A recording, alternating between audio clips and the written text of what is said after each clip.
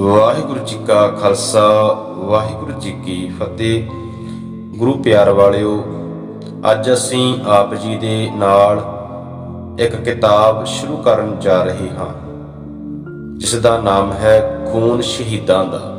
ਪ੍ਰਕਾਸ਼ਕ ਸਿੱਖ missionary college Ludhiana ਵੱਲੋਂ ਹੈ, ਜਿਸ ਦੇ 16 ਵਿਸ਼ੇ ਹਨ।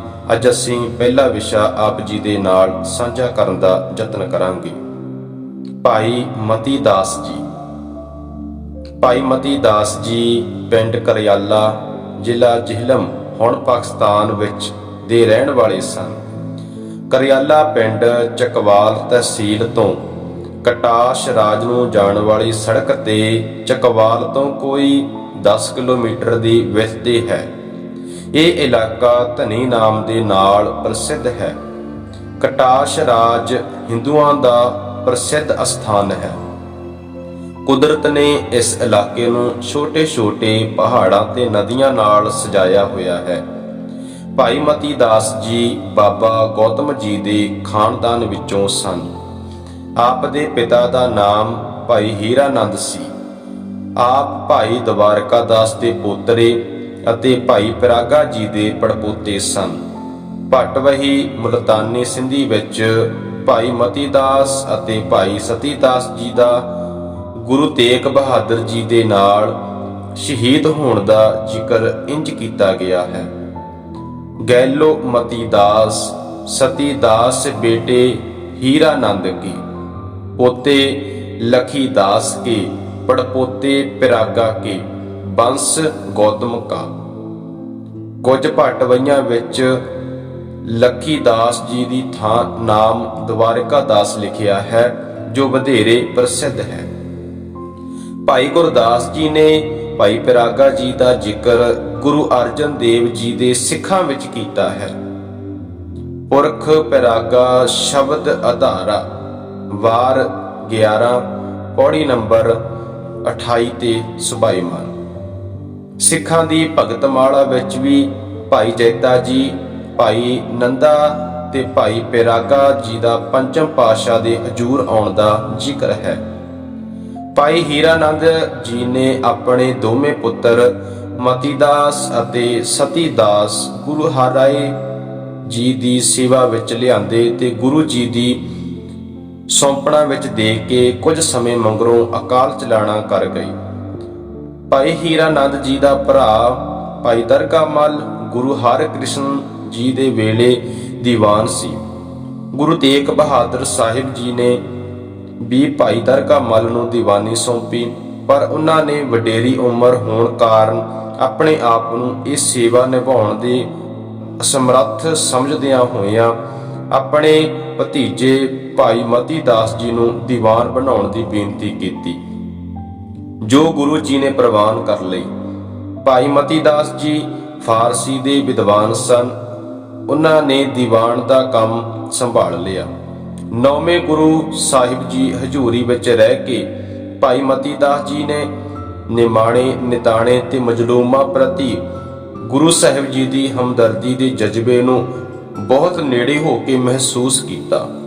गुरु जी ते होरना सिखां दी गुरु जी प्रति शरधा ते गुरु जी दे हुक्मां उत्ते हर कीमत चलण दे दृढ़ इरादियां नूं भी चंगी तरह वेखिया। इस वातावरण दा भाई मती दास जी दे मन ते सुहावना असर होया ते आप दृढ़ इरादे दे उन्हां श्रद्धालु सिखां दी पद्धर ते आण खलोते, जो गुरु साहिब जी दे एक इशारे ते जान दी बाजी लाउण नूं तैयार हो जांदे सन।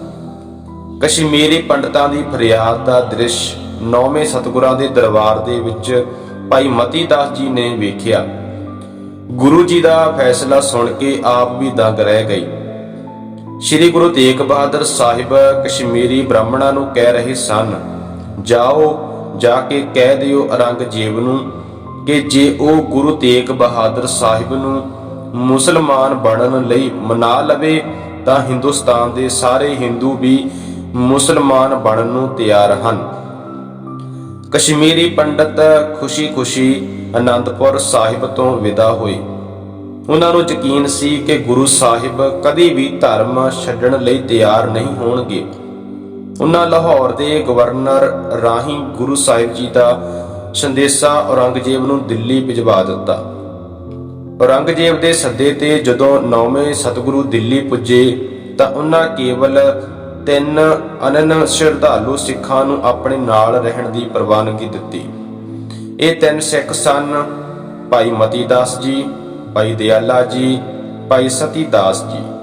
ਔਰੰਗਜ਼ੇਬ ਨੇ ਆਪਣੇ ਵਿਦਵਾਨ ਮੁਲਾਣੀਆਂ ਤੇ ਕਾਜ਼ੀਆਂ ਸਮੇਤ ਸ੍ਰੀ ਗੁਰੂ ਤੇਗ ਬਹਾਦਰ ਸਾਹਿਬ ਨੂੰ ਇਸਲਾਮ ਦੇ ਦਾਇਰੇ ਵਿੱਚ ਲਿਆਉਣ ਲਈ ਅਨੇਕਾਂ ਯਤਨ ਕੀਤੇ, ਪਰ ਗੁਰੂ ਸਾਹਿਬ ਜੀ ਦੀ ਉੱਚ ਸ਼ਖਸੀਅਤ ਅਤੇ ਦ੍ਰਿੜ ਇਰਾਦੇ ਸਾਹਮਣੇ ਇਹਨਾਂ ਦੇ ਸਾਰੇ ਯਤਨ ਨਿਸਫਲ ਹੋ ਗਏ। ਆਪਣੀ ਸਫਲਤਾ ਲਈ ਕਾਜ਼ੀਆਂ ਨੇ ਹੁਣ ਗੁਰੂ ਸਾਹਿਬ ਜੀ ਦੇ ਨਾਲ ਦੇ ਸਿੱਖਾਂ ਨੂੰ ਇਸਲਾਮ ਦੇ ਦਾਇਰੇ ਵਿੱਚ ਲਿਆ ਕੇ ਆਪਣੀ ਇੱਜ਼ਤ ਰੱਖਣ ਲਈ ਸੋਚਿਆ। ਉਹਨਾਂ ਦਾ ਵਿਚਾਰ ਸੀ ਕਿ ਜੇਕਰ ਇਨ੍ਹਾਂ ਚੋਂ ਇੱਕ ਵੀ ਇਨਕਾਰ ਕਰੇ ਤਾਂ ਉਸ ਨੂੰ ਸਖਤ ਤਸੀਹੇ ਦੇ ਕੇ ਸਾਰਿਆਂ ਦੇ ਸਾਹਮਣੇ ਮਾਰ ਦਿੱਤਾ ਜਾਵੇ, ਬਾਕੀ ਆਪ ਹੀ ਘਬਰਾ ਕੇ ਇਸਲਾਮ ਕਬੂਲ ਕਰ ਲੈਣਗੇ। ਇਸ ਕੰਮ ਲਈ ਭਾਈ ਮਤੀ ਦਾਸ ਜੀ ਦੀ ਪਹਿਲਾਂ ਵਾਰੀ ਆਈ। ਹੱਥਕੜੀਆਂ, ਬੇੜੀਆਂ ਤੇ ਸੰਗਲ ਨਾਲ ਬੰਨ੍ਹ ਕੇ ਭਾਈ ਜੀ ਨੂੰ ਪੁਲਸੀਏ ਚਾਂਦਨੀ ਚੌਕ ਫੁਹਾਰੇ ਵਾਲੀ ਥਾਂ ਵੱਲ ਲੈ ਤੁਰੇ। ਲੋਕੀ ਭਾਰੀ ਗਿਣਤੀ ਵਿੱਚ ਹਕੂਮਤ ਦੇ ਇਸ ਕਹਿਰ ਭਰੇ ਦ੍ਰਿਸ਼ ਨੂੰ ਵੇਖਣ ਲਈ ਇਕੱਠੇ ਹੋ ਚੁੱਕੇ ਸਨ। ਭਾਈ ਮਤੀ ਦਾਸ ਜੀ ਦੇ ਚਿਹਰੇ ਦਾ ਜਲਾਰ ਝੱਲਿਆ ਨਹੀਂ ਸੀ ਜਾਂਦਾ। ਭਾਈ ਜੀ ਸ਼ਾਂਤ ਚਿੱਤ 9ਵੇਂ ਪਾਤਸ਼ਾਹ ਜੀ ਦੇ ਦਰਸ਼ਨ ਕਰਦੇ ਹੋਏ ਅਕਾਲ ਪੁਰਖ ਦੀ ਯਾਦ ਵਿੱਚ ਜੁੜੇ ਹੋਏ ਸਨ। ਆਉਣ ਵਾਲੇ ਖਤਰੇ ਤੋਂ ਜਾਣੂ ਹੁੰਦਿਆਂ ਵੀ ਆਪ ਜੀ ਦੇ ਚਿਹਰੇ ਤੇ ਡਰ ਦਾ ਕੋਈ ਵੀ ਚਿੰਨ੍ਹ ਨਹੀਂ ਸੀ ਪ੍ਰਤੀਤ ਹੁੰਦਾ। ਕਾਜ਼ੀਆਂ ਕਿਹਾ, ਭਾਈ ਮਤੀ ਦਾਸ ਕਿਉਂ ਆਪਣੀ ਜਾਨ ਅਜਾਈਂ ਗਵਾਉਂਦਾ ਹੈ?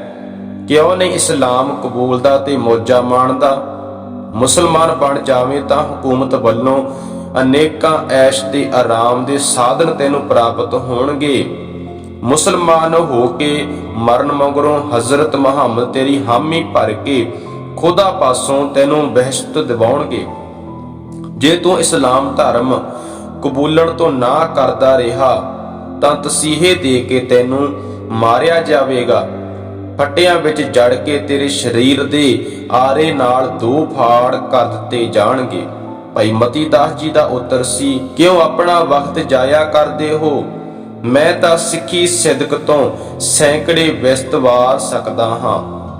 ਗੁਰੂ ਦੇ ਸਿਦਕੀ ਸਿੱਖ ਗੁਰੂ ਦੇ ਹੁਕਮਾਂ ਦੀ ਪਾਲਣਾ ਨਾ ਕਰਨਾ ਹੀ ਸਭ ਦੁੱਖਾਂ ਦਾ ਮੂਲ ਜਾਣਦੇ ਹਨ। ਜੋ ਸੱਚਾ ਸੁੱਚਾ ਧਰਮ ਗੁਰੂ ਨੇ ਮੈਨੂੰ ਬਖਸ਼ਿਆ ਹੈ ਉਹ ਮੈਨੂੰ ਆਪਣੀ ਜਾਨ ਤੋਂ ਕਿਤੇ ਵੱਧ ਪਿਆਰਾ ਹੈ। ਕਾਜ਼ੀ ਨੇ ਪੁੱਛਿਆ, ਅੱਛਾ ਮਰਨ ਤੋਂ ਪਹਿਲਾਂ ਤੇਰੀ ਕੋਈ ਆਖਰੀ ਖੁਆਇਸ਼ ਹੋਵੇ ਤਾਂ ਦੱਸ।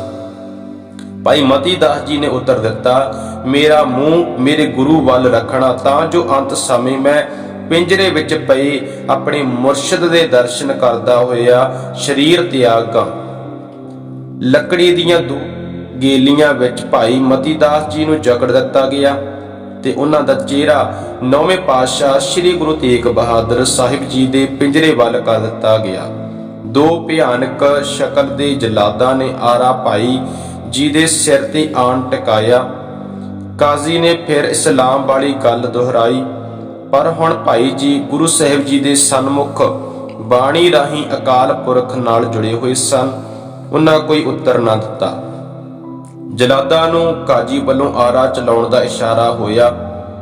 ਵੇਖਦਿਆਂ ਹੀ ਵੇਖਦਿਆਂ ਜਲਾਦਾਂ ਨੇ ਆਰੇ ਦੁਆਰਾ ਭਾਈ ਮਤੀ ਦਾਸ ਜੀ ਦੇ ਸਰੀਰ ਦੇ 2 ਹਿੱਸੇ ਕਰ ਦਿੱਤੇ।